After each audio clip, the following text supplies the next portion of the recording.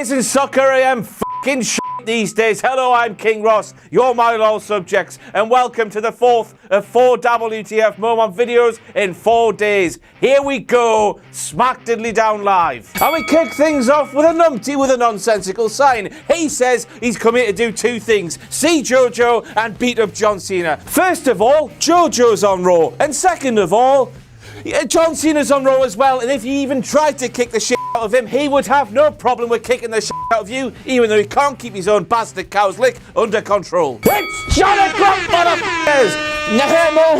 Here's a direct quote from John Maggle. Speaking of the commissioner of Raw, how long's he been a commissioner on SmackDown Live? I'll tell you, just over a year. JBL then tried to justify his mistake by claiming he was so excited to see Shane McMahon. So let's just pause for a second and think. We have Michael Cole on Raw getting excited by naked John Cena, and we have John now getting distracted by his Shane McMahon stiffy. My hypothesis that John and Michael's marriage is failing is looking even more correct by the night. Bobby Roode debuts. Lovely. As always, when an NXT superstar gets transferred to the main roster, it is sealed by a picture with Triple H. Oh!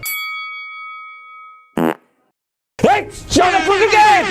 Yeah, he was through the forest. Now John reckons that Bobby Roode, who is making his debut, needs to get to the pay window and get some beer money. This is some fire commentary from JBL and a reference straight from the top drawer, but you have to imagine that Vince McMahon, upon hearing this TNA reference backstage, veins were popping in his neck. But at the end of the day, lovely commentary from JBL. I guess that means because it's so rare that it has to be. John O'Clock again! Bobby Roode is. Oh, are you? Next up, we have Tom Phillips and another line he face right in the mouth on commentary when he claimed that we have to get ready for custom suits, $1,000 shoes, and Rolex watches. I mean, me. If there's one criticism everybody has about the Bobby Roode character, it's that it's just a Ric Flair Mark II. And with Rick in the forefront of all of our minds, we're all still pulling for you, Rick. Howie! Why make that direct comparison? It was like, oh, here's a shiny new toy, but this shiny new toy has been doing it for 40 years in someone else's body. Ain't no stopping him now! Daniel Bryan made it very clear that Shelton Benjamin is just a friend of Kurt Angle. Now, Kurt Angle making it very clear to Daniel Bryan that Shelton Benjamin is just his friend has made me very suspicious of Shelton's relationship with Kurt, because you see, if you get Kurt Angle and you get Shelton Benjamin and you put them together, what do you get? Daddies. It's John O'Clock! Next up, John claims the Singh brothers are dressed in dress shoes for their match with Shinsuke Nakamura, even though it was clear to anybody with a set of working eyes that one of them was wearing a pair of rugged mountain boots and the other a traditional pair of shiny wrestling boots. Of course, how can we expect anyone to know anything about shoes when they struggle to use them themselves? Play it nice and cool, son. Nice and cool, you know what I mean?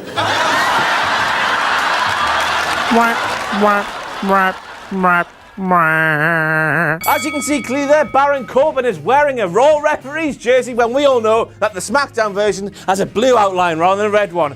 Who the f*** gives a shit?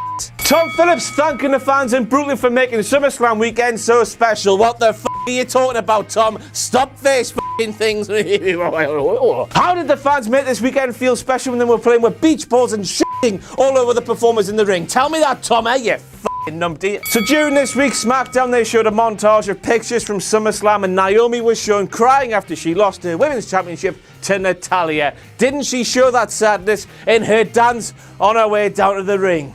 No. She's got a case of the Enzo Amores. Enzo Amore was having his heart ripped out by Big Cass, but whenever he'd appear, he would dance his way down the ring doing the same old shtick on a microphone. Naomi, tears at SummerSlam, danced down the ring like there was nothing the matter with her, even though clearly, because there was tears, there should have been. Naomi, you don't have to do it all the time, pal. That's why the commentators are there. If you come out looking a bit sad, John, Byron and Tom will tell us all why you are looking so sad, and on second thoughts, they won't, will you? I can see why you've done it, f*** me. The Brooklyn crowd chanting, "We are awesome" during the women's match is just like the worst thing that has ever happened. Never mind the straw that broke the camel's back. This was like Yokozuna on top of those really high diving boards with a backpack full of bricks, with these bloody tights full of explosives, jumping off and landing on that camel who was laying on a bed of nails and then f***ing murdering it.